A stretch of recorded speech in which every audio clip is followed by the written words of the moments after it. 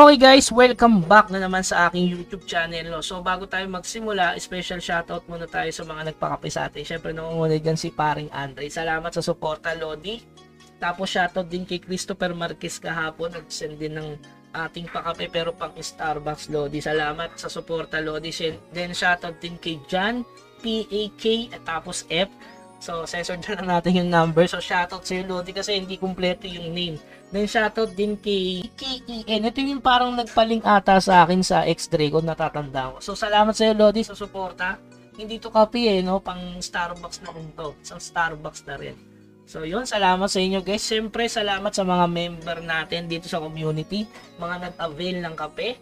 Sa suporta nyo, guys, kung wala kayo, wala din yung channel ko, di ba? So, isa kayo sa mga dahilan kung bakit nag-i-stay ako dito sa YT kahit na medyo busy tayo in real life. Okay? So, yun lamang din. Joke lang guys, magsisimula lang tayo. No? So, ano nga pala guys, magkakrap tayo ng first epic artifact ko guys. So, ano ba yung bubuin kong item? So, syempre, ang nangunguna dyan guys, ito yung ating bubuin, which is itong merong reduction. Tapos, all damage reduction. So, solid naman to. May physical din, physical attack, and may boss damage reduction para maganda rin to sa mga nagbo-boss hunting para hindi tayo lumalambot sa mga boss monster. Okay, bakit hindi ko inuna tong Tom, which is ito talaga yung habol ko, crit ebe. Kaso ang problema kasi hindi masyadong madami yung Eternal Cold Jade ko. So hintayin ko munang tumami saka ko ikakrap to. Okay, so ito talaga yung nanguna sa listahan kasi marami na akong Eternal Steel na nakukuha sa CC5. Hellraid nakakuha din dyan, di ba? So, ito muna yung uunahin natin. So, solid din ang stats nito, guys. Napaka-solid din. Okay? So, ayan, kakrap natin. Sana maging tradable to. Regarding naman sa paano ko siya na-crop as free-to-play, guys.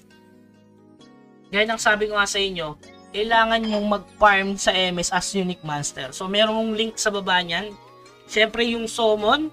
So, unlimited summon. Pwede rin yan sa SP or MS. At SP lang pala kasi sa glittering lang. Then regarding sa Dragon Steel, meron din akong link sa baba kung saan yung mga source ng ating Dragon Steel. Napakadami ng source ng Dragon Steel, guys. Kaya sobrang naiipon na talaga. Diba kakatapos ko lang mag-ipon ng 500. So ngayon, meron na naman akong additional 172. So pag nakarap ko to, meron pa akong 172 Dragon Steel. So meron pa akong Septaria dito na pwedeng madagdag sa pagkakrap natin ng Dragon Steel, guys. Kaya napaka-solid talaga ngayon ni Mirror. Talaga mabubuo na yung artifact nyo. Kaya since wala naman akong binubuong legendary, ikakrap ko na siya ngayon. Sana maging tradable kasi ang mahal din yun. Nasa 22k gold pag tradable. So ayan, i-ups natin hanggang plus 4 kung kaya. So ano ba yung kailangan natin? Ito, buti na lang meron tayong reserva at saka itong pilot. Okay. Eto na, sana tradable. Kung di maging tradable, okay lang din guys. At this, nakrap ko na siya. First artifact, di ba? So, ba't gano'n? Yun, eto na guys. Ang ating first artifact. Sana maging tradable lang.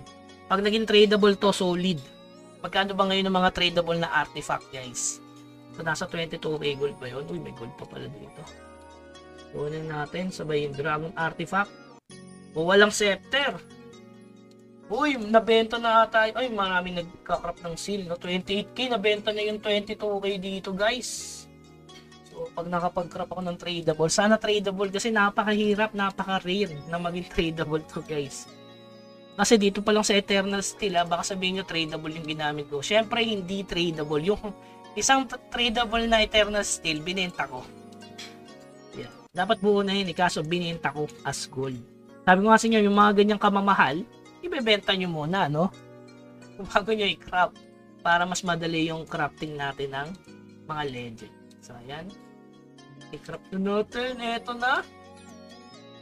Grabe, no? Pwede pala mag-craft ng 3 pa. So, crit. Compare natin. So, 564 pala PS na dagdag nito. Napaka-solid. So, tingnan natin yung ating PS. Ayan, i-craft na natin. Isang pindot, tradable. Naku, hindi tradable, guys. Yun lang. Hindi siya tradable. Nakakalungkot. So, enchant muna natin. Baka mahal naman na enchant nito. 10k Dark Steel. Hindi natin pwede tayo mag-enchant. Kaso hindi naging tradable, guys. Ano ba yan? Bakit ganun? Marami tayo pang enchant. Walang tayo ng SS. Kaya ba sa SS yan? Enchant natin. Di tradable. Nakakatamad i-ups eh, no? Mas maganda niyan tradable. Sabi enchant natin. Yun, wala. Enchant natin. Nababasag ba enchant ito? Baka nababasag ah. Hindi naman pala. Walang special. Special enchant to. Uy, meron. Oh.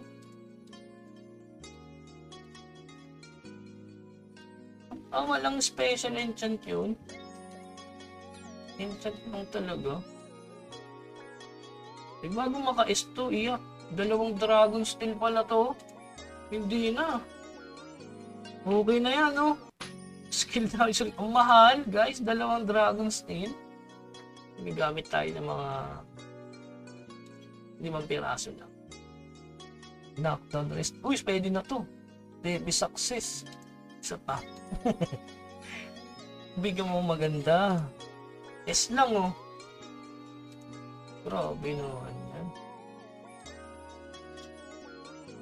Nako. Sige, another ano pa, another 10. Wala top. Pangit.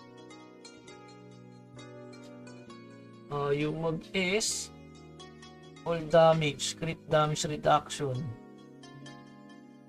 2 epic. Skill attack tsaka bash. Mas okay yata ito.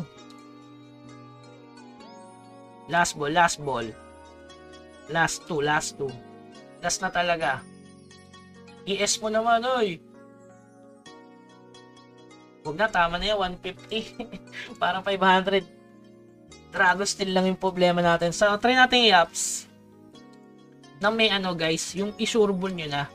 Kapag yan na siya, lagyan nyo ng dito. Yung hindi siya nababasag. Meron ba? Ito ba yun? Dragon oil. Ayun na. Increase when enhancing epic dragon artifact. So, lagyan natin ito.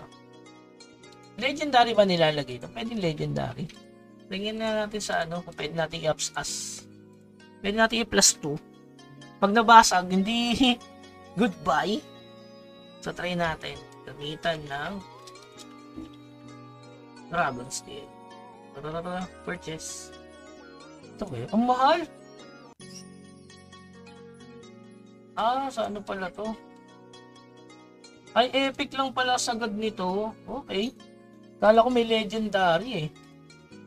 May legendary. Dragon enhancement. Di ba may legendary dun?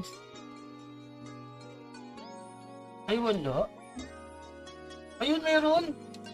Saan nakukuha to? NPC crafting, Bichon.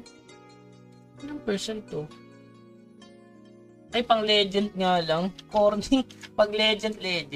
So, ngayon lang kasi ako nakapag ano ng artifact, guys. Kaya, hindi natin alam. So, enhance natin. Lagyan ito.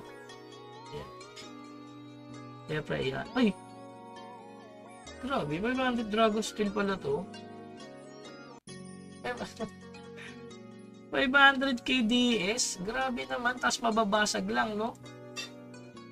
Wala pa naka-register.